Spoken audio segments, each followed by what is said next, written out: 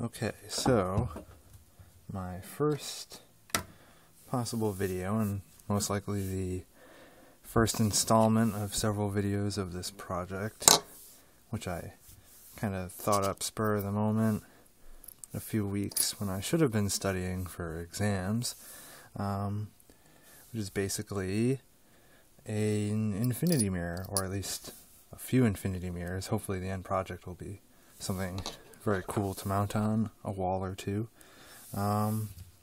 And the two final mirrors of the three are going to center around something very cool, which I bought 2.5 meters of two separate colors. It's something called EL wire, which, you know, a lot of videos you can look up of it make it look really cool, but I don't know if they really do it justice. So I have here an orange EL wire, 2.5 meters, and a blue or aqua EL wire, also 2.5 meters. And not to go into details of how it works, phosphorus and some wires and a little bit of AC power, you can get a very neat effect when you supply it the proper power. There's a slight buzzing from this AC inverter, something around 2000 hertz, I believe.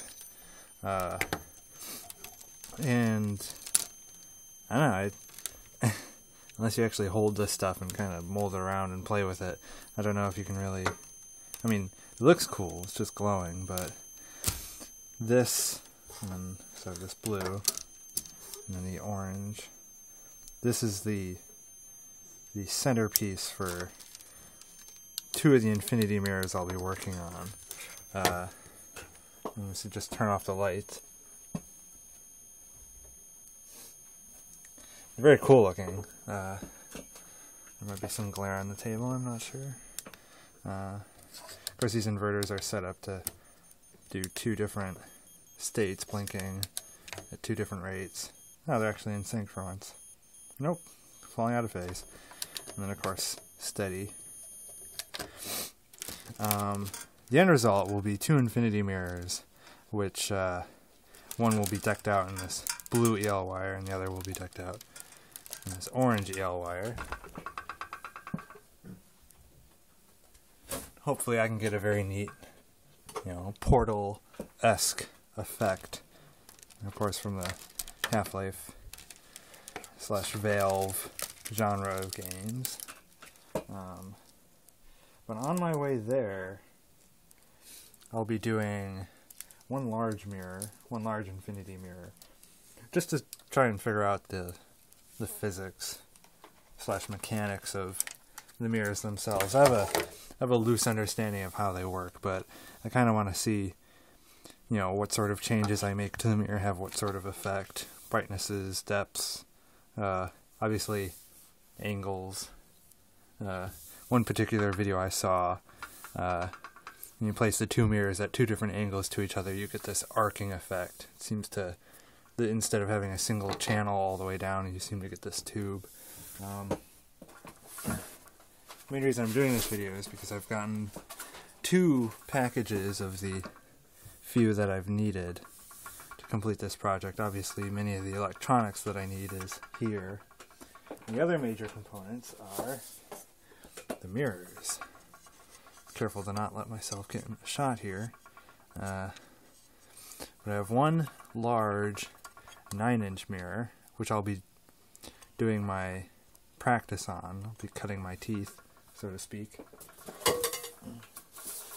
And three, which I'll only be using two of which, of these smaller 6-inch mirrors. So I'll have two identical 6-inch mirrors, just differing in the color of the EL wire. Of course, on the large one, I won't be using the EL wire. I'll be using 25 of these high brightness LEDs, each one at about 3.2 to 3.8 volts. So here I found an old toy which I vaguely remember dismantling. So I'm just basically using it as a holster for 2 AA's. And so the long lead should be the positive one. Yep, and we have light. It's very bright. I can point it at the camera and it washes out much of what's in the field. Meanwhile, that LED is only about 5 millimeters across. So it's washing out a much larger area. So I'm going to have 25 of these circling around that 9-inch mirror. It's about 1.131 inch spacing between each LED, not accounting for the size of the LED. Rattling of a soldering iron. So I have 25 of those, which will be soldered to their own individual wire, one positive, one negative, and that's sent to some power supply. I'm not entirely sure how much loss I'll get over that distance, so I'm not sure how many batteries I'll want. You know, a certain number of batteries in series, and then groups of the series in parallel.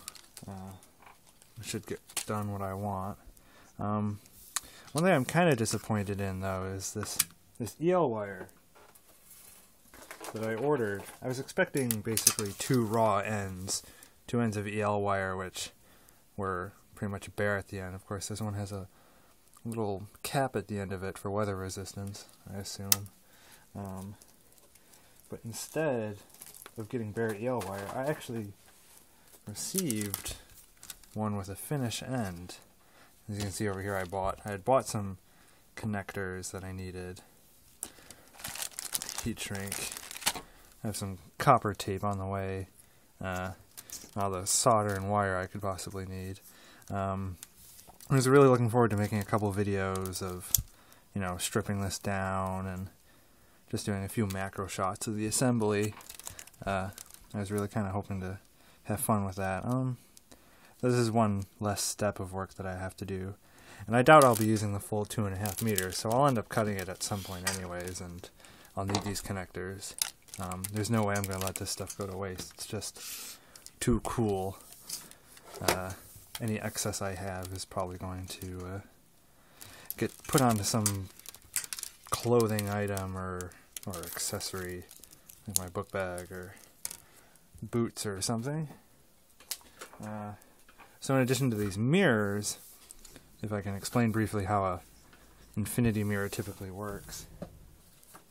Usually have a small mirror. Well, this is the set of mirrors I bought. There was one 9-inch, 3 6-inch, and then 3 of these little 3-inch guys. And typically in an infinity mirror setup, you have one solid mirror, that is to say, as reflective as you can get.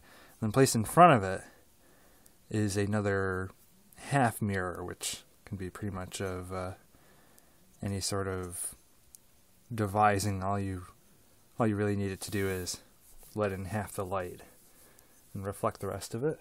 And the way I'll be achieving that